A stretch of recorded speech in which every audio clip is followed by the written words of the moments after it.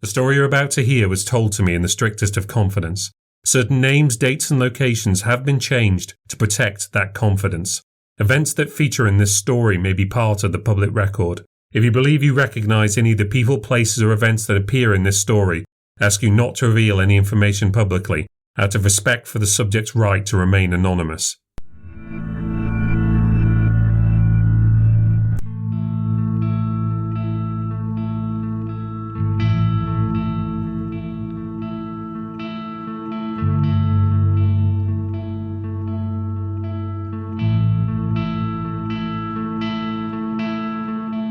My name is David Paul Nixon, and this is the New Ghost Stories podcast, where we delve into the New Ghost Stories archive to hear new and classic cases of the supernatural. Stories that could be delusions, lies, fantasies, or perhaps even the real thing. Just don't make your mind up until you've listened.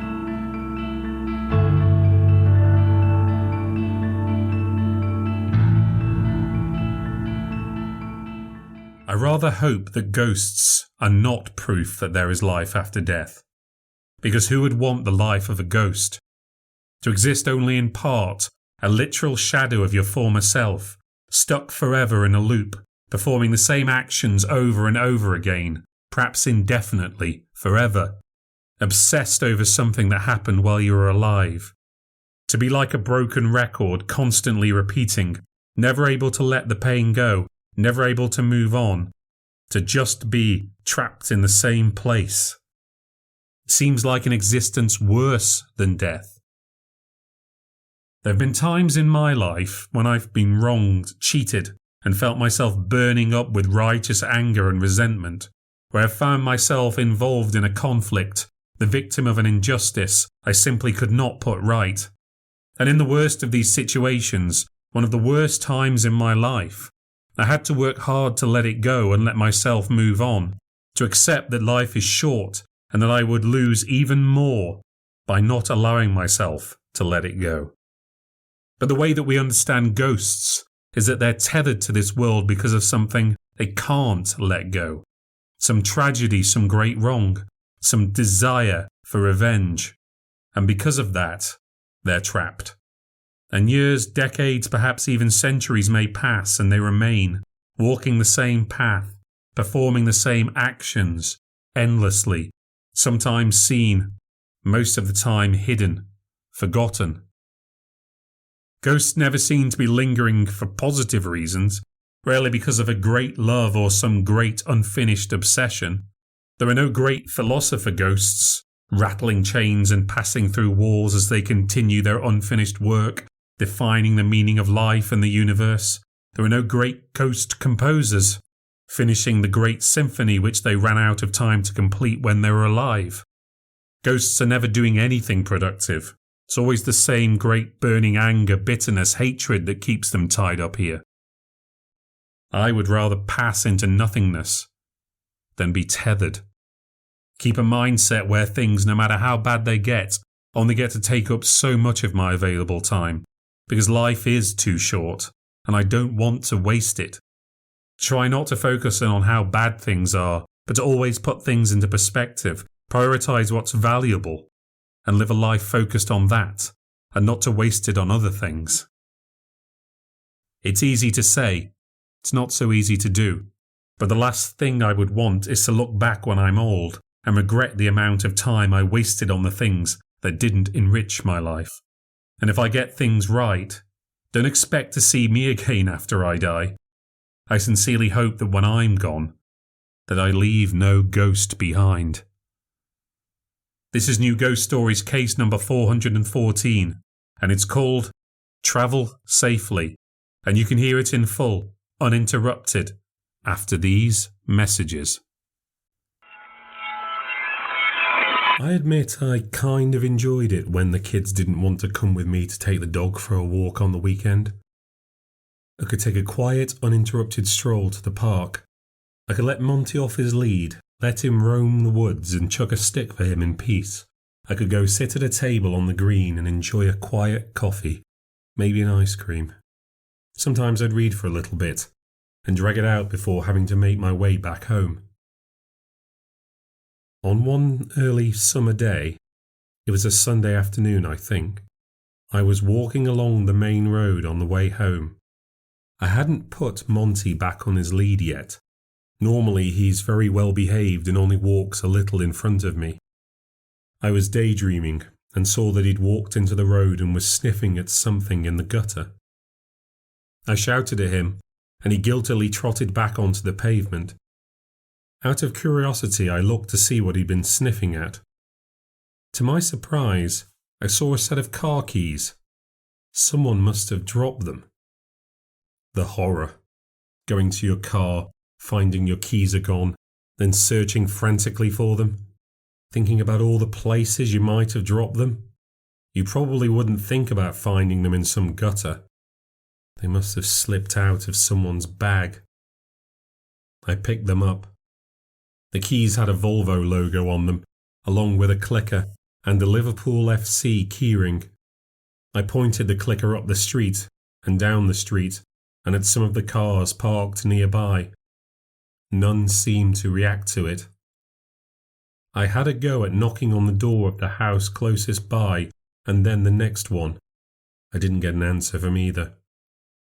There wasn't anything else I could do, so I put them in my pocket and I took them home with me. Could you get a locksmith for your car if you were stuck somewhere? Hopefully they had a spare set. I could hear the kids fighting as soon as I was through the door, something to do with burning villagers in Minecraft.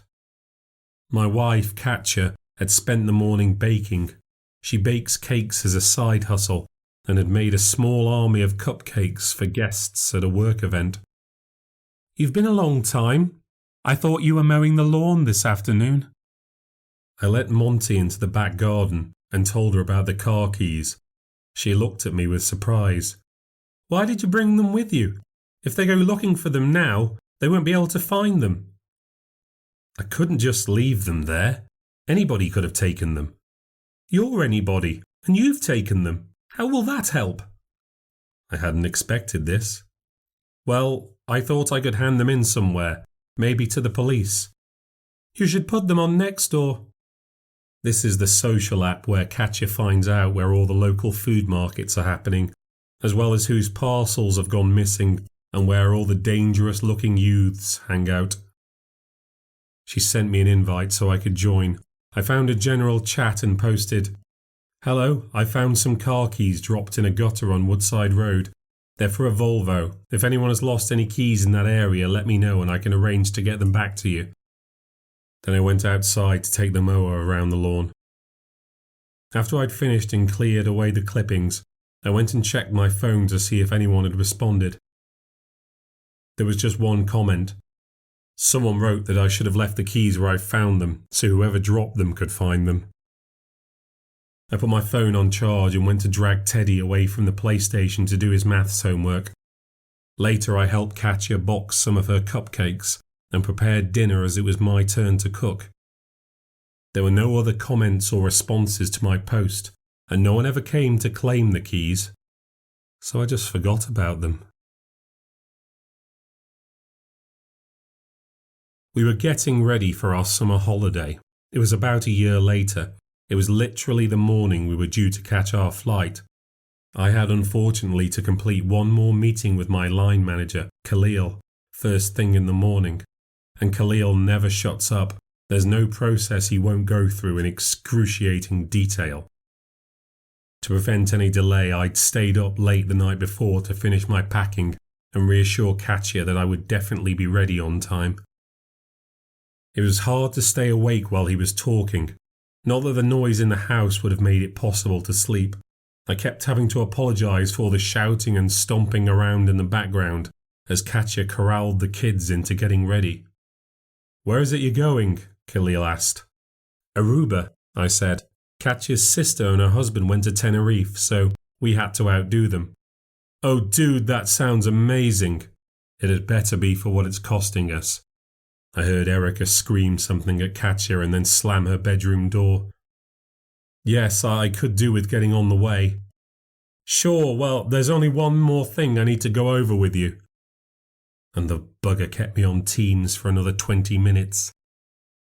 When the chat was over, it was only 10:25, however. I had still finished way ahead of schedule. Erica and Katja were still fighting upstairs.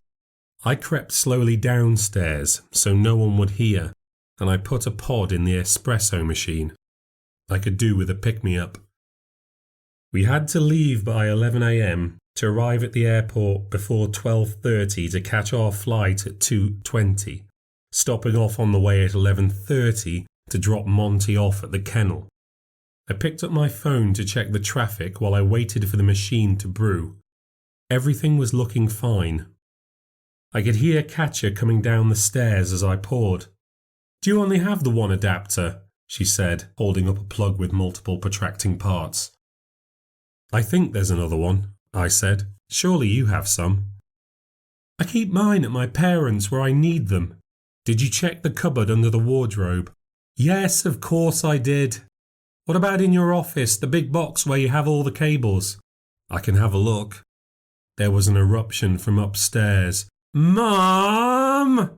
Teddy, if you can't find the charger, you can't bring it with you." She marched back upstairs. I was just going to let them get on with it. I was all packed and ready. I wasn't going to let them stress me out. I lifted the cup to my nose. I took a second to savour the aroma. The front doorbell rang. I was so tempted to take the whole shot, but I put the cup down and went to answer it. Teddy was bumping a small suitcase down the stairs.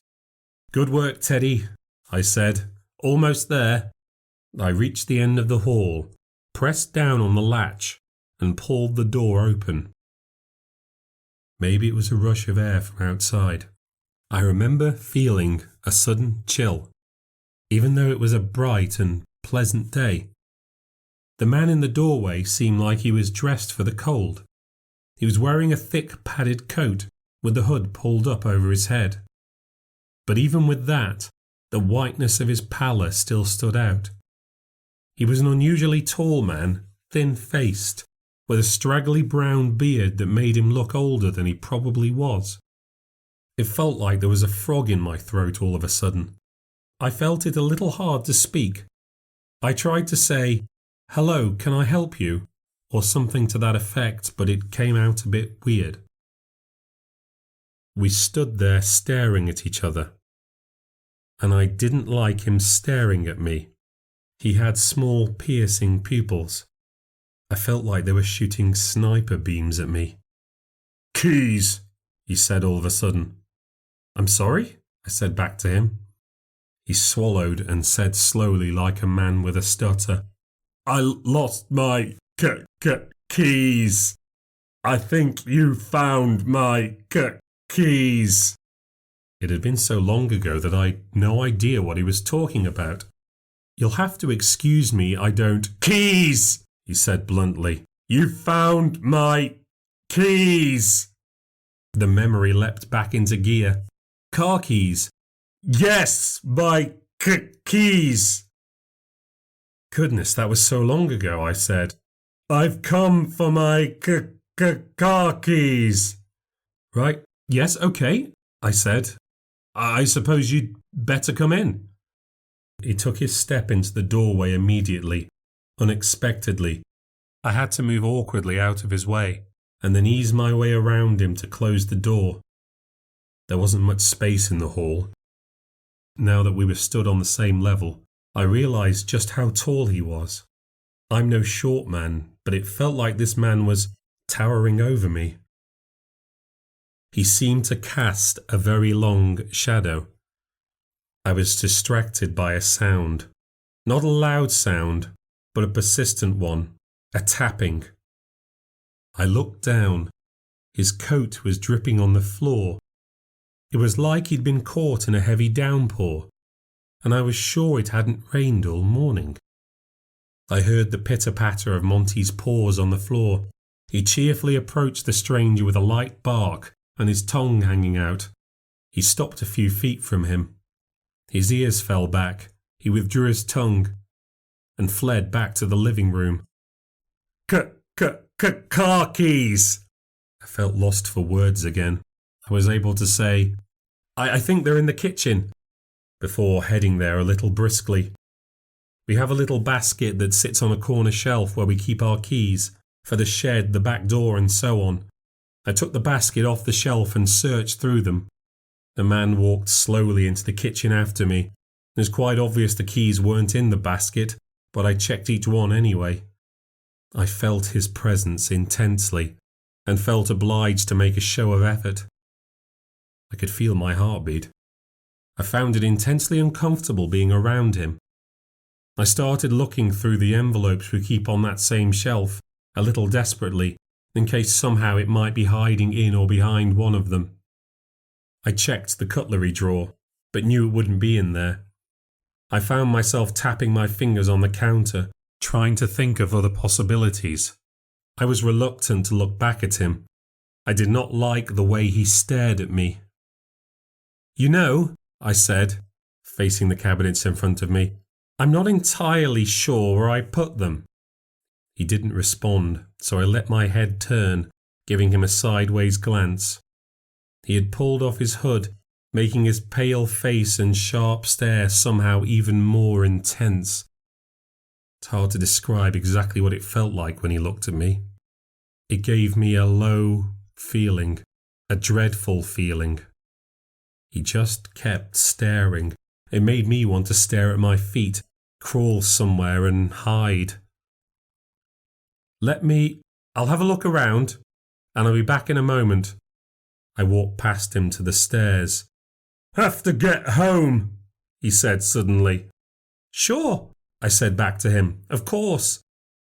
Then I turned around and almost walked into Katja, who was coming down the steps. "What's the matter?" she asked. "You nearly made me jump out of my skin," I said.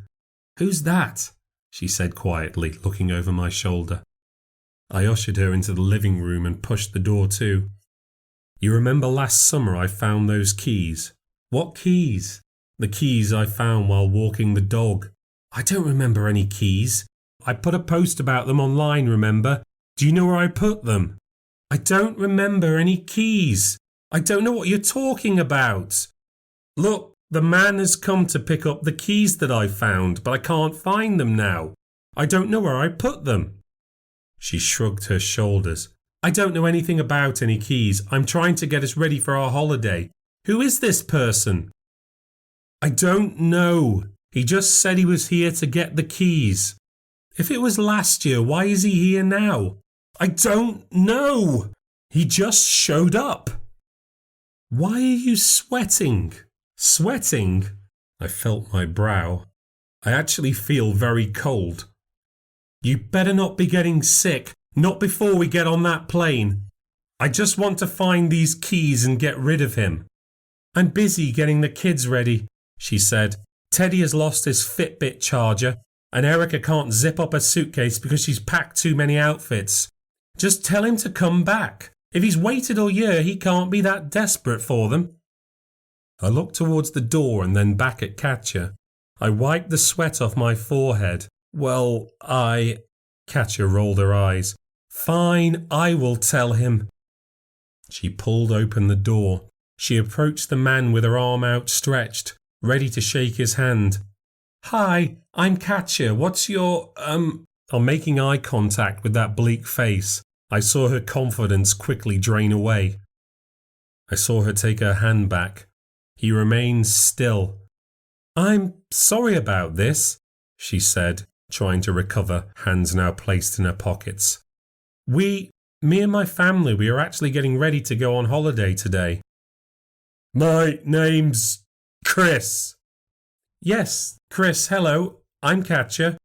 And myself and my family, we're getting ready to go to the airport today, so we don't really have time to look for the keys." "I've got to get home," he said, raising his voice. "We're not sure where your keys are." His eyes suddenly darted from side to side. He started drawing in deep breaths. He looked like he was beginning to panic. "We'll promise we'll keep looking for them, but not until we get back." "I've got to get home. Got to get home." Katja took a few steps back. The temperature seemed to have dropped a few degrees more. "But we don't really have time now. Running out of time! Got to get them to football! He took a sudden step towards her. Got to get them to football! Okay. We'll get them to football, okay, she said in a calming, albeit confused tone. She came back into the living room, looking a little shell-shocked. Her arms were folded. She could feel the cold too. I tried to warn you, I said. What time is it? I checked my phone. It's 10:38. Where did you have them last? The keys? Yes, the fucking keys! You must have some idea. I don't know, maybe they're in my office somewhere. Did you check the junk drawer? No, I didn't, I said, feeling foolish. Fine, you check there and I'll look in your office. Before I could argue, she was charging up the stairs, leaving me to go awkwardly back into the kitchen. We'd squeezed a narrow dresser in the porch area by the back door. I should have thought of the drawer earlier, but it's just one of those things you try to forget because otherwise you might have to do something about it. He watched me as I walked through. I'm just going to check this drawer, I said. I'm sure it must be in here. But the drawer was hard to open. It was so packed full of junk, and as I rummaged around inside trying to shift whatever was causing it to get stuck, I saw him shuffle over to me, watching what I was doing intensely. I stopped being careful. I picked up handfuls of fish sauce capsules, chopsticks and batteries and let them fall to the floor. The sound they made hitting the tile seemed to carry like it had an echo. I got the drawer open fully and continued to lift out coasters and salt packets and Allen keys. I thought there was a good chance of them being in there, but they weren't. He was watching me, right over my shoulder. He was going to see that they weren't there and start making a scene again. I grimaced and turned slowly to look at him. But he wasn't there. He was wandering into the living room. I went after him. I didn't want him loose in other parts of the house. He was still dripping water and had left a trail all the way up to the mantelpiece. He saw me and raised his arm, pointing to a picture of my kids. He was trying to speak. He looked almost happy. Kids, he said. He pointed to himself. I have 2 kids. Yes, I nodded. We have 2 kids. A boy and a girl. He pointed to himself again. 2 boys, he nodded. Got to get boys to football. Yes, I said. If you just come back into the kitchen, we'll find your keys and get you to the football. I awkwardly, hesitantly placed my hand on the back of his shoulder. I expected him to feel strange and cold. Instead, he felt oddly weightless, like there was nothing to him. After returning him to the kitchen, I jogged upstairs. Katya was on the floor in my office. She'd emptied my desk drawers and was now tipping out the folders from my filing cabinet. What are you doing? I'm trying to find these stupid keys. You're mixing up all my files. What do you need all this paper for anyway? It's for work. Bank statements from 10 years ago, she said, clutching piles of paper, then throwing them to the floor. Did you find it? No, although I did find another travel adapter. Oh, what time is it? It's 10:42, I said. She kicked a desk drawer closed and stood back up. What if one of the kids took it somewhere? I asked. Why would they? Teddy's always picking stuff up and putting it down somewhere. We heard the toilet flushing. We went into the hall to see who it was. Erica walked out with her phone held out in front of her. Why is it so cold in here? She said, looking up. Have you finished packing? Mum, chill. I'm watching TikToks about how to pack now. Just don't take so many things. Take some clothes out of your suitcases. But the weather in Aruba, it's hot during the day but gets cold at night. And you guys, you can't tell me how much time we're at the beach or on the road or in town. I need the right coords so I can dress up or down if we're like moving from spending time by the pool or going to, have you seen any keys? I butted in. What keys? Keys, car keys. I don't know where you put your keys. Not my keys. There's a man here looking for his keys. She gave me her "what the fuck is wrong with you" look. Why are his keys here? Because I found them. He's come to collect them, but I don't know where they are. Aren't we supposed to be going to the airport in like 20 minutes? Yes, we are! Don't shout at me.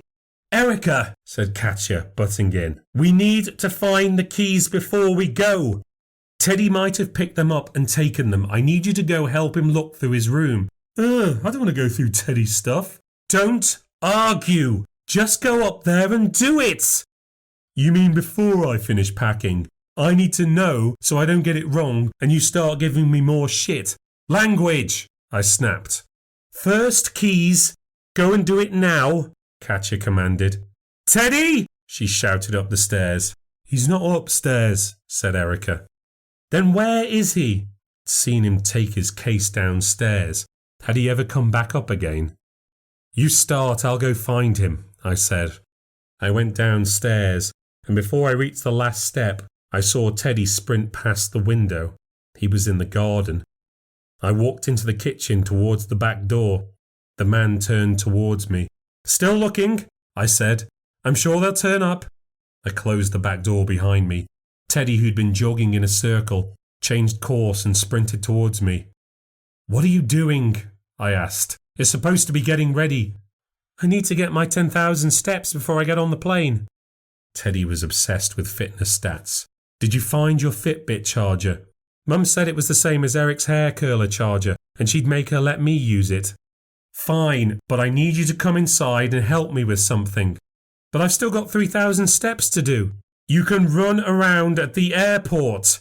Do you remember picking up any keys? You and Mum won't let me have any keys. That's because you pick things up and put them down and don't remember where you've put them. I think you might have picked up some keys I found last year, and now a gentleman is here to get them. You always blame me when you lose something. I do not, Teddy. That was just that one time. Now come inside. He stroppily made his way back into the house. Where's the stuff all over the floor? He asked while taking his shoes off. I'll tell you later, come on. The man was staring at him. Teddy froze to the spot. Come on, Teddy, I said, giving him a push. Got to get them to the football. Yes, I know. I'm sure we'll find them, I said, as upbeat as I could manage. As I led Teddy back to the stairs, he whispered, Dad, who's that? I don't know, Teddy. He just wants his keys. I need you to search your room in case they're in there. He looks weird. I know. I don't like him. That's why I want to get him out of here. Ideally, I checked my phone, in the next 11 minutes. Erica's in your room now. Help her look for them. He turned around sharply. Erica's in my room? Yes. Find the keys first and she'll get out. Tell your mother I'm searching the living room. I crept back downstairs and closed the living room door behind me. I started my search by taking the cushions off the sofa, looking down the back of it and under it. All I found was Monty hiding behind the back. He looked like he was trembling, and he wouldn't come out when I called for him. I looked around the TV stand in the cupboard beneath, looked around and behind all the things on the bookshelves and the mantelpiece. There was nothing.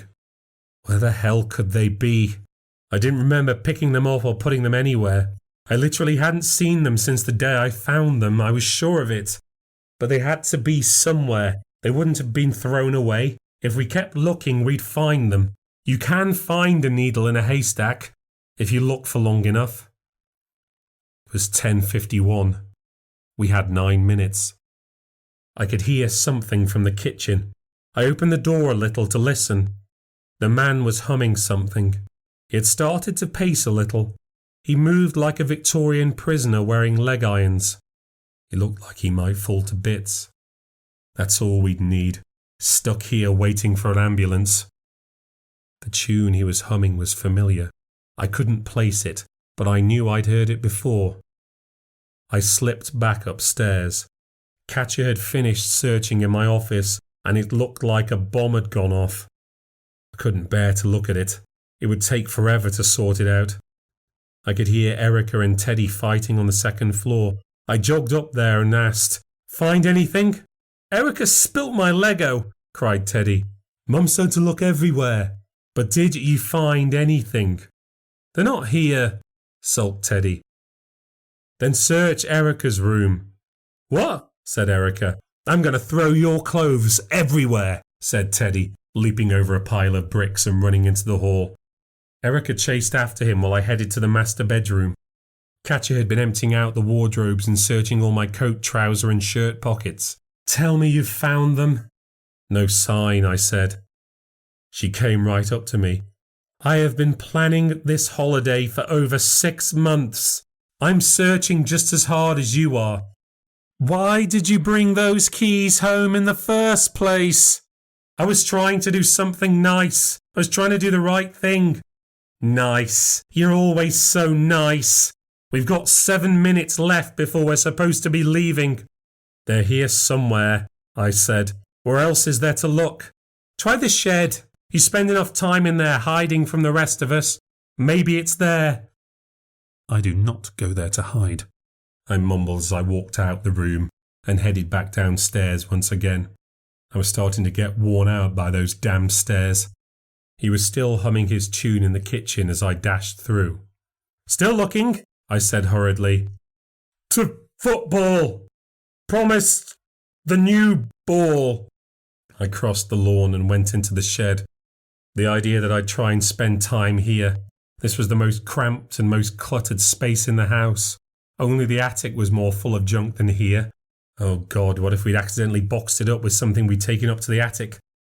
We couldn't have done, could we? When was the last time we put something up there? It was 10:54. 6 minutes. We were rushing so badly there was no way we could be searching thoroughly at this speed. But what else could we do? I pulled boxes of nails, screws and tools off their shelves to see inside. I rummaged around old paint cans, boxes of spare tiles, tubs of weed killer. I shook bags of old grout and compost. This was insane. And then, as if from nowhere, I suddenly remembered where I'd heard that tune before. You'll Never Walk Alone. Anthem of Liverpool FC. By Jerry and the Pacemakers. Because he was a fucking Liverpool fan. I'd forgotten that the keys had a Liverpool keyring. It was 10:58. This couldn't go on. With screws and nails all over the place, I left the shed and looked up at the upstairs windows, hoping to see someone there jumping up and down with joy that they'd found them. No such luck. I ran across the grass and back inside, going through the kitchen, past the man without saying a word. I found Teddy sitting near the top of the first flight of stairs. Teddy, what are you doing? He was staring down at the man, and the man was staring back at him. Teddy? I shook him a little by the shoulders. He turned his eyes up at me.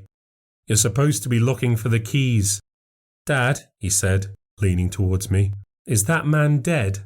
What? I made him get up and go onto the landing. Has he died? Of course not, Teddy, I said shakily. Of course not. Why would you say that? He looks like a zombie. There are no such things as zombies, Teddy.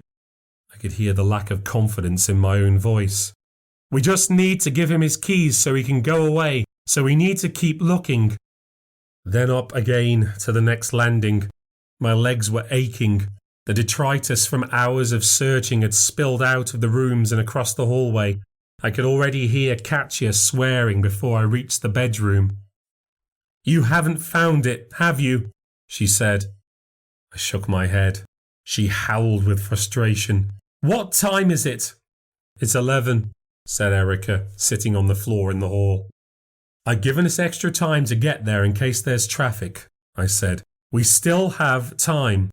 No, she started calmly. There isn't time. We need to go now. You have to go and tell him that we can't find the keys and that we're going now. But we already tried.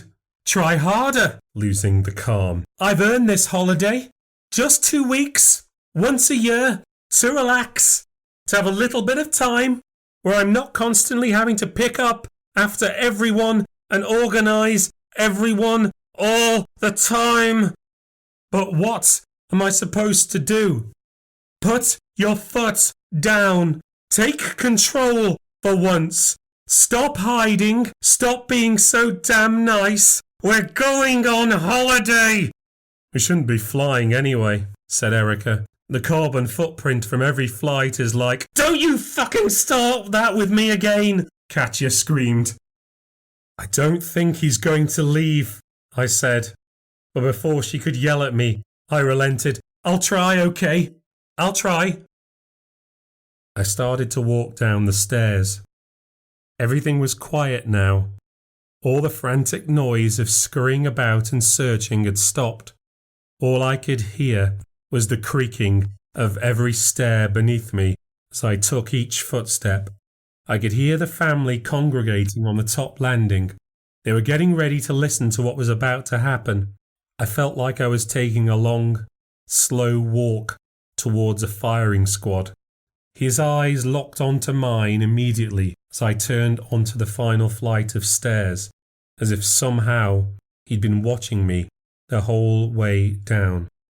I felt sweat cross my whole body. My heartbeat gained speed. Anxiety buzzed in my chest. I placed my feet on the floor at the bottom. He said nothing. I drew in a deep breath. It's bad news, I'm afraid. We've taken a good long look, and we can't seem to find your keys anywhere. Tears fell from both his eyes. I'm really sorry, but we can't. Got to get home! Seem to find them. Get the kids to football! We have to get on back home for 6:30 to the airport and catch our... Got to get home! The force knocked me backwards. Get the kids to football! I went to grab the banister but missed. I fell against the bottom steps. He stood over me. Back for dinner at 6:30! Glasses shattered in the kitchen. The mirror cracked in the hall. Pictures started to fall off the walls. I put my hands over my ears, closed my eyes, looked away. I found it! Came a voice. We both looked up the stairs. Loud footsteps were heading down to us. Teddy appeared on the landing.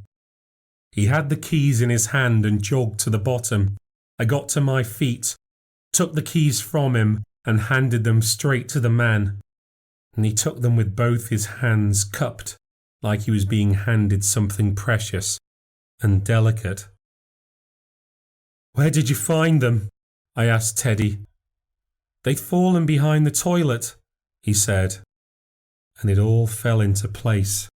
I could see myself carrying them, placing them down on the shelf above the loo, forgetting to pick them back up again, and then someone else knocking them off while they were reaching for a new roll of toilet paper, keys landing behind the loo, where no one would think to look for them. Good work, Teddy, I said, and then I turned back to the man, who was gone. I looked up and down the hall, in the kitchen and in the living room. He'd vanished. Katya and Erica were creeping down the stairs. Is he? Katya began. Can't see him anywhere, I said. She reached the bottom and, like me, felt the need to have a good look around. When it became apparent that there was no sign of him, she swung towards me. Then let's get the hell out of here. I want everyone downstairs with their suitcases and in the car in the next 2 minutes tops. Go! The three of them piled back upstairs. Still feeling shell-shocked, I lingered at the bottom. I took another look around, worried that he might suddenly show up somewhere. He genuinely seemed to have disappeared into thin air. To my surprise, my espresso from earlier was still there on the counter. It had been pushed across the surface, had struck the back wall, spilling a little, but it was essentially intact. I picked it up and swallowed the whole thing.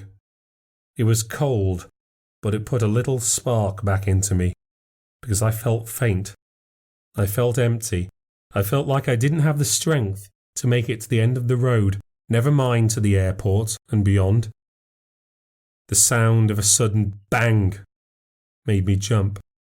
Looking down the hall, I could see that the front door had blown open. Feeling my heart rate rise again, I crept over to it. I had pushed it closed before. I knew I had. I noticed the trail of water the stranger had brought with him as he'd walked through the house, and as I stood in the doorway, looking outside to the car, I noticed that the drips stopped right by the door.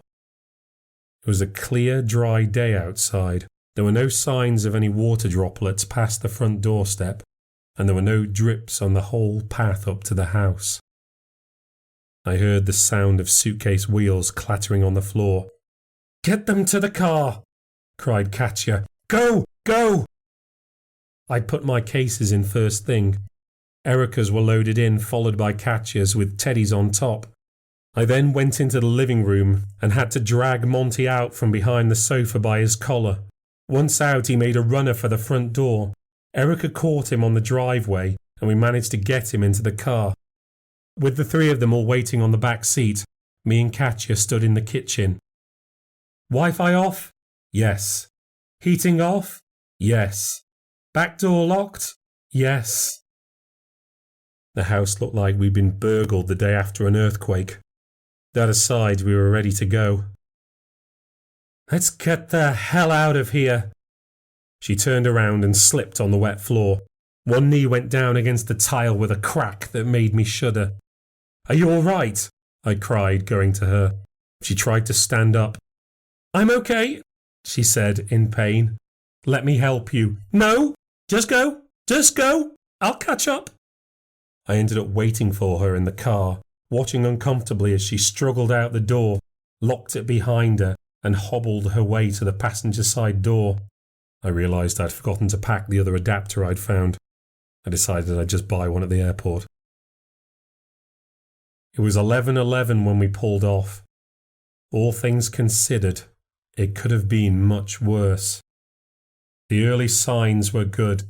There were no delays as we travelled down the high street and towards the main road.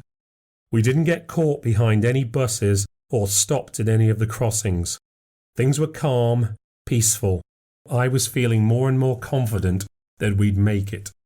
It didn't even register when I started driving down Woodside Road, making our way slowly to the spot by the park where I'd found the keys. Nothing seemed strange to me when I started to hear music. It started to rise as if from nowhere. I hadn't noticed Katya put on the radio. It didn't sound like it was coming from Erica's phone. I didn't think much about it as it faded in slowly, growing in volume.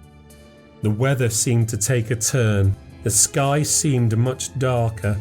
I could hear the pitter-patter of raindrops, although no rain seemed to be striking the windscreen. In the distance I saw a man. He was wearing a heavy coat. He was taking off his headphones and pulling up his hood. He carried the headphones in one hand. His other arm had something tucked under it. He was running along the pavement, trying to escape the downpour. He was getting closer. The thing under his arm, I could see now that it was a football. Then he tripped. The ball slipped from his grip and bounced ahead of him. It bounced on the pavement and then against a parked car and then into the road. He stumbled after it, jumping off the pavement, rushing onto the tarmac. I slammed on the brakes. The car shrieked. We came out of our seats. Rubber burned. The car stopped. The shrieking stopped. We thumped back into our seats. Behind us, cars screeched, coming to a stop one after the other. Everyone took a deep breath. "What the fuck?" screamed Katya. Horns erupted, long, loud, and obnoxious. The spell was broken. The sky was clear again. The sun was out. There was no rain, no ball, no man, no music. There was nothing ahead of us. The road was all clear. "What's the matter?" Katya said. I thought I saw something." "Get a hold of yourself. We're only trying to get to the airport."